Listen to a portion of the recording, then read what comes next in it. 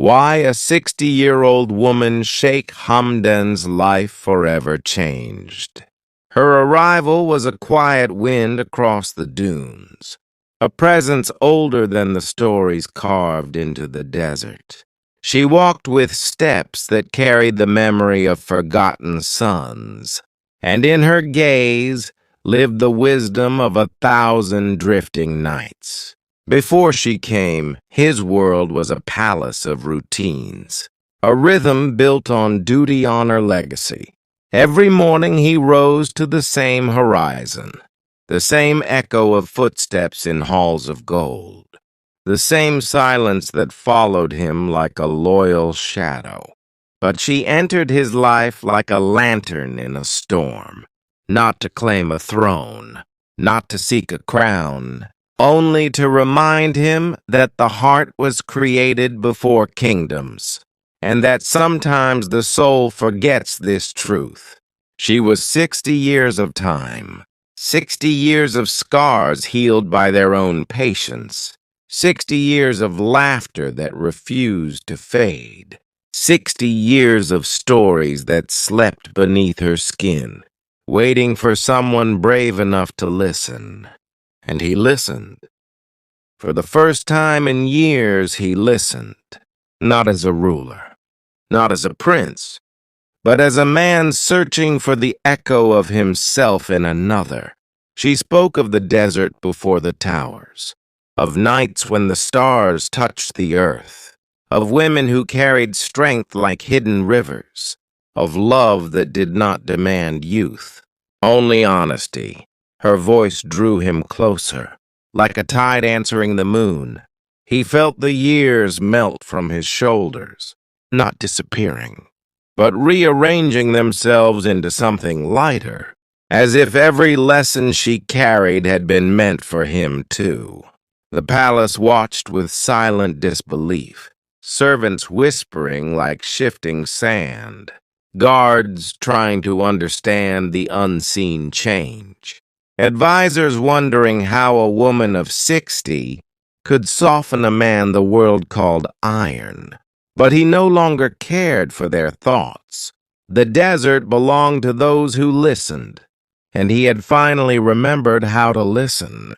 She taught him to breathe again, not the breath of formality, not the breath of someone performing for the world, but the breath of a man standing barefoot on the truth of his own heart. She told him that love was not measured in years, but in courage, and he found courage in her presence, a courage that had slept inside him, waiting for her touch, waiting for her story, waiting for her. He looked at her and saw not age, but time itself, time that had survived, time that had learned, time that had become a sanctuary. And she looked at him and saw not royalty, but a boy who had grown into a man too quickly, a heart wrapped in duty, a soul that had never been allowed to rest. In her company he finally rested. In her laughter he forgot the burdens of his name. In her silence he found the comfort of belonging. In her wisdom he saw the reflection of the man he wanted to become. And slowly, gently, undoubtedly, the world within him shifted. The old walls began to fall. The guarded doors opened one by one. The desert within his chest bloomed into a garden. She changed his life not by force, not by grandeur, but by presence, the soft kind, the kind that arrives when the world is not looking, the kind. Her presence became the unseen heartbeat of his days, a steady rhythm guiding every step he took. She did not ask to be honored. She did not ask to be lifted onto a throne. Yet every moment with her felt royal, as if the universe itself had crowned her with meaning. He watched her move through the garden, touching each flower as if it were a memory. Her hands carried years, yet they moved with the softness of a dawn that refused to break too quickly, and he found himself waiting for each gesture, each breath, each small sign of her inner world.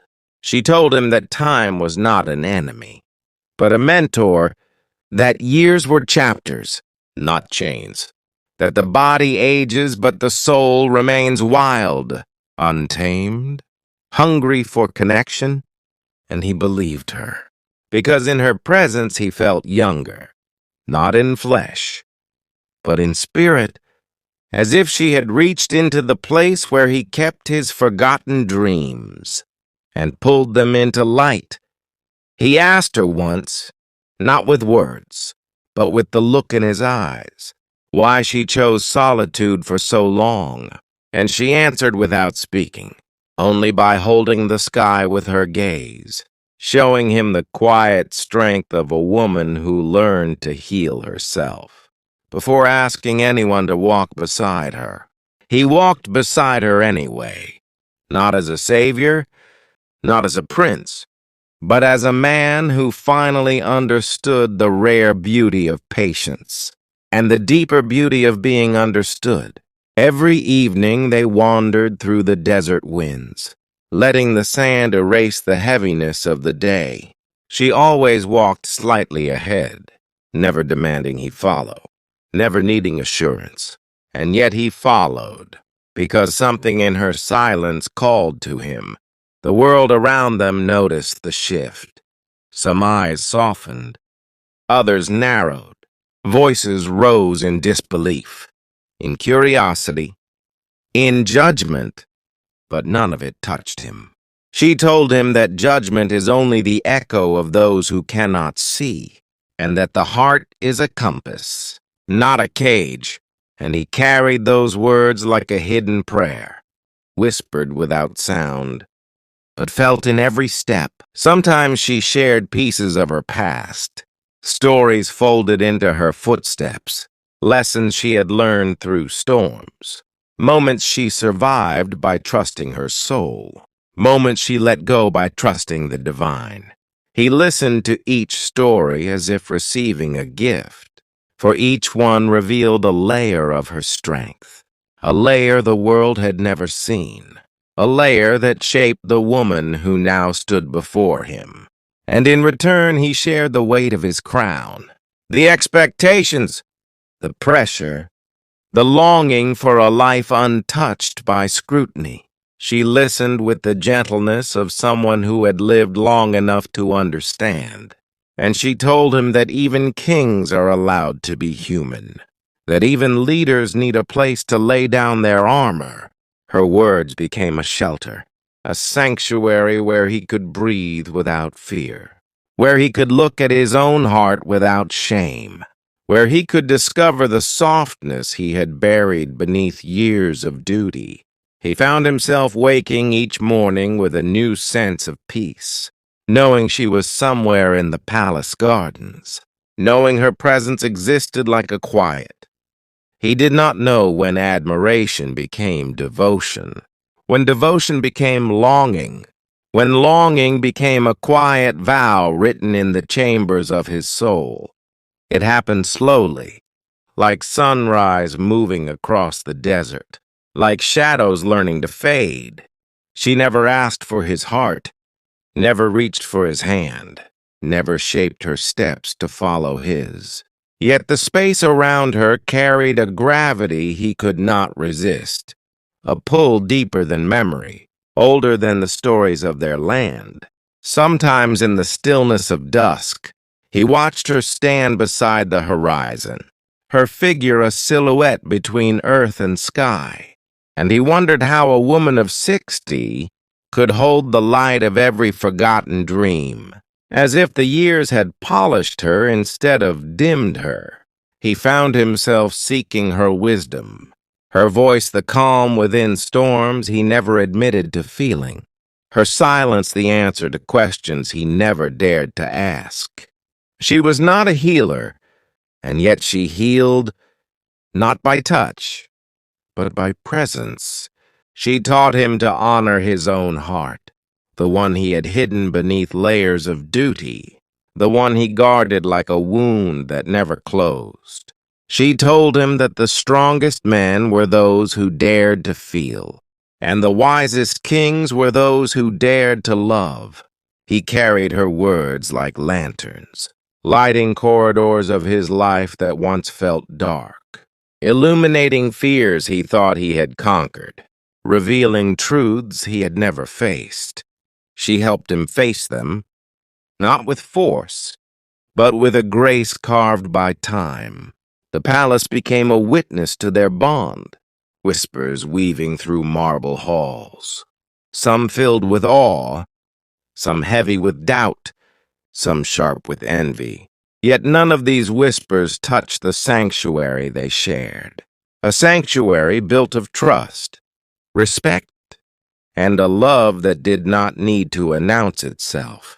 He realized that the world admired her strength, but he admired her survival, the way she carried history in her bones, the way she turned pain into wisdom, the way she walked through life with courage that required no applause. He loved her not because she was 60, but because 60 had made her extraordinary, because her years told stories his heart longed to hear, because her soul felt like a horizon he could walk toward forever, never reaching the end, yet never growing tired. She saw the change in him, not in his words, but in the softness of his steps, in the quiet joy behind his eyes, in the peace settling on his shoulders, a peace she had not given him, but reminded him he deserved. One evening, as the desert winds cooled and the sky darkened, he stood beside her, their shadows side by side upon the sand. No promises made, no confession spoken, yet their hearts aligned like constellations, drawn together by a truth that needed no sound. He understood then that love is not measured by age, but by the depth of two souls meeting at the right moment. That destiny does not follow rules. That connection does not obey time. She changed him by being herself, by living with honesty, by loving without claiming, by guiding without leading, by staying without asking. He changed too, not for her, but